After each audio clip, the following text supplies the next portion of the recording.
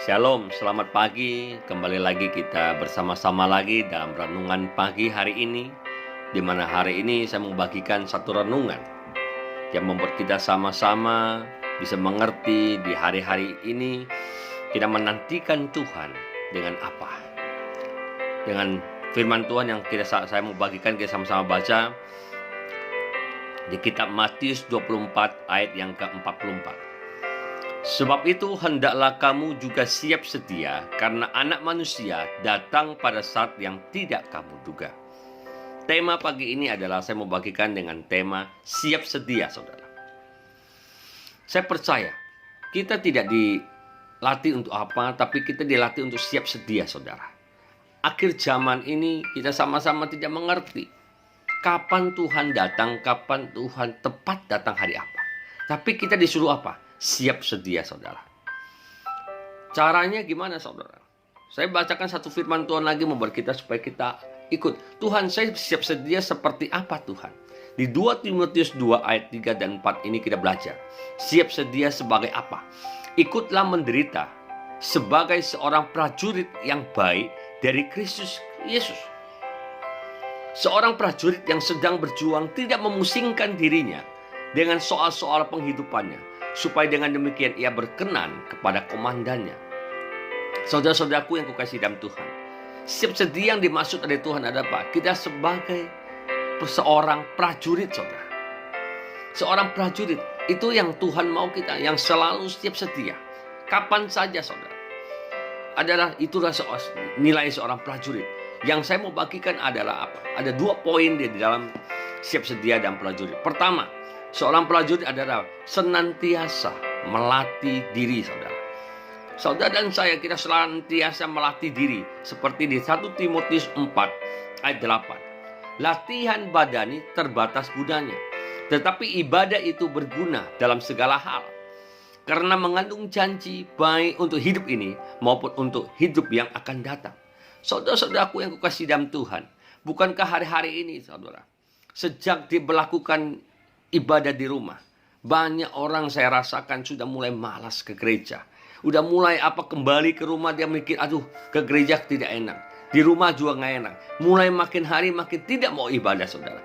Padahal, saudara, ibadah itu tidak bisa dibatasi oleh ruang dan tempat dimanapun.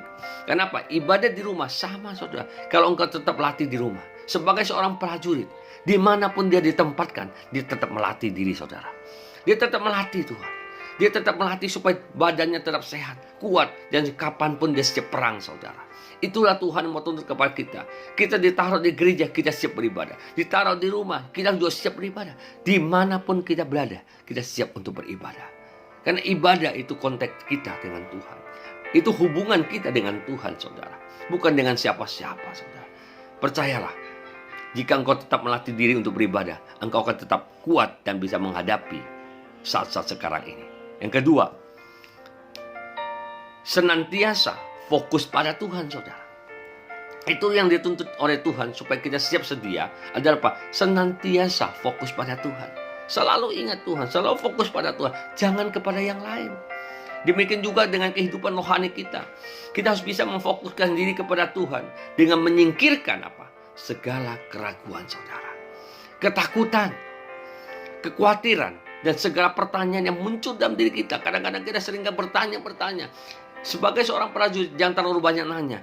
Lakukan perintah Tuhan. Lakukan perintah komandan. Lakukan perintah Tuhan. Ikutin aja. Belajar.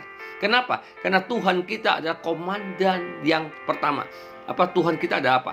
Komandan yang tahu persis tujuan dari perintah yang diberikan kepada kita. Tuhan kita nggak salah perintah, saudara. Kalau dia perintahkan itu pasti dia menyertai kita.